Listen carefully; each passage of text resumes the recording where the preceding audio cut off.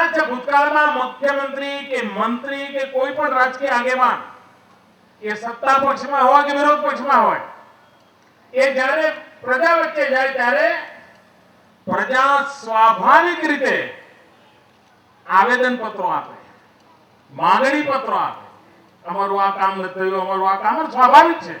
લોકશાહીમાં કાગળનું મહત્વ હોય છે. પહેલી વાર ગુજરાતમાં એવું બન્યું કે મુખ્યમંત્રી કોઈ સમારંભમાં જાય ત્યારે લોકો આવેદન પત્રને બદલે કન્યા કેળવણી માટે ચેક આપતા થઈ ગયા. આ રકમનો ઉપયોગ શું કરવાની જાહેરાત વિધાનસભાના મંચ પર કરી હતી.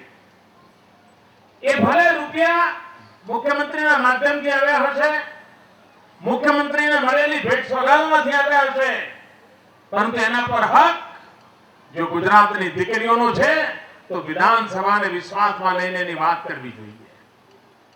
અને એ વખતે વિધાનસભામાં કહ્યું હતું કે આ રકમનો કેવી રીતે ઉપયોગ કરીશું, અને એના ભાગરૂપે તાલુકા કક્ષામાં શ્રેષ્ઠ દેખાવ કરનાર દીકરીઓને આજે પુરસ્કાર આપવાનો અવસર મળ્યો છે.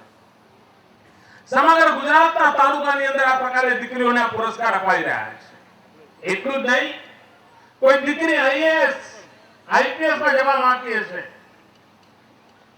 તો રાજ્યના કેન્દ્રમાં એના શિક્ષણ માટે જે આવશ્યક ખર્ચો કરવાનો છે, આઈપીએસ ની એક્ઝામ માટે, આઈએએસ ની એક્ઝામ માટે, એનો સંપૂર્ણ ખર્ચો પણ આમાંથી આપણે આપી રહ્યા છીએ.